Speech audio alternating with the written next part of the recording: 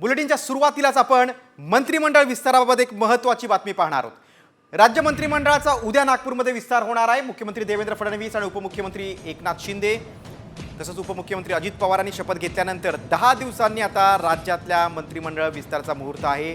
उद्या दुपारी राज्यपाल CP राधाकृष्णन हे नवीन मंत्र्यांना पद आणि गोपनीयतेची शपथ देतील। शिवसेनेच्या यादीत अनपेक्षित बदल पाहायला मिळेल अशी चर्चा आहे। अब्दुल सत्तार, दीपक केसरकर, तानाजी सावंत यांचा पत्ता कापला जाण्याची शक्यता आहे।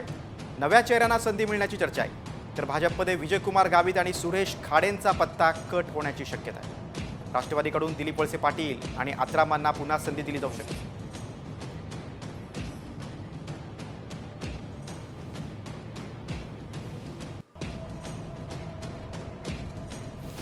बघा, मंत्रिमंडळाचा उद्या विस्तार आहे। शिंदे सेनेकडून यांना पुन्हा संधी मिळू शकते। दीपक केसरकर, तानाजी सावंत, अब्दुल सत्तार,